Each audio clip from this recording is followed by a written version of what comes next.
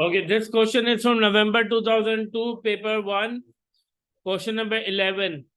Question 5 from the book, it says fx is equal to 2x square plus 8x minus 10.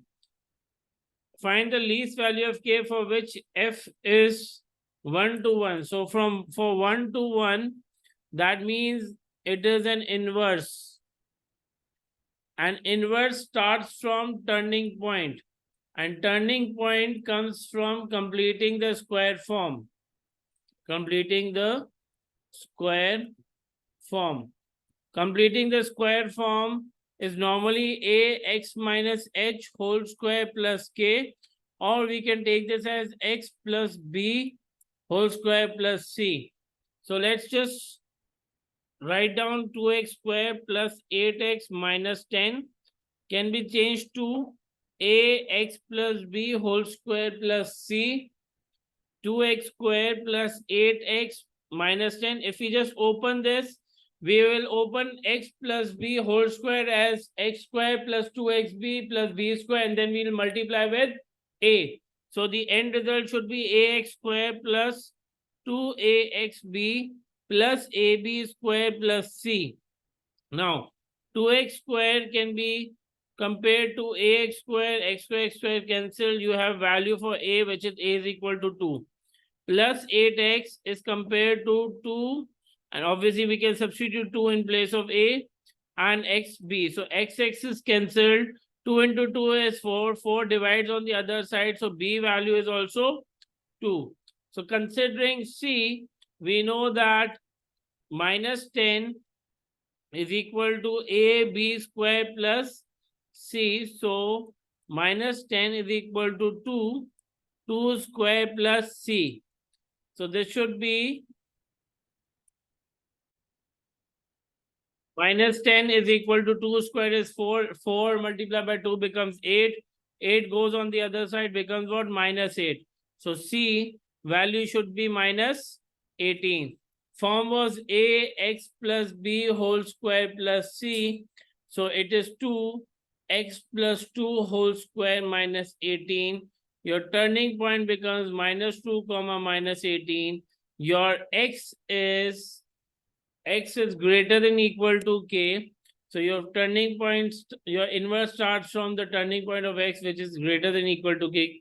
K becomes what? Minus 2. This is your part 1. Now, express f inverse of x. Since the question clearly says f inverse of x, so we need the completing the square form. So completing the square form for part 2, because quadratic equation will never be used for the f inverse purpose. It will only be the completing the square form. So fx can be written as 2x plus 2 whole square minus what? 18. Can we change fx to y is equal to 2x plus 2 whole square minus 18. This is what? Y is your first step. Now we need to make x the subject. Minus 18 goes on the other side, gets plus 18.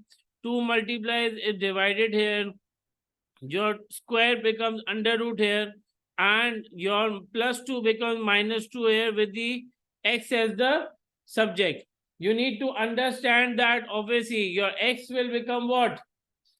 F inverse of x.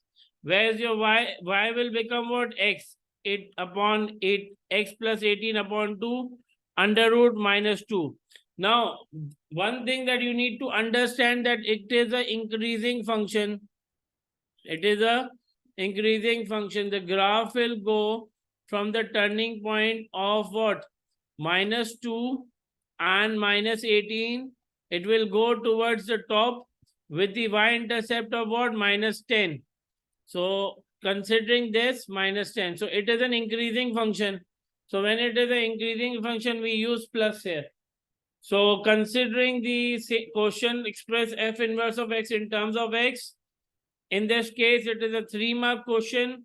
Remember this, that you will be using what? Completing the square form for your inverse expression, whereas this under root plus and minus sign, you will only be using the sign that will be resulted in the quotient. If it is an increasing function, use plus. If it is a decreasing function, use minus. Or you can always check through substituting the values of x and y that what the values are given. If I substitute x, am I getting y as greater or y as lesser?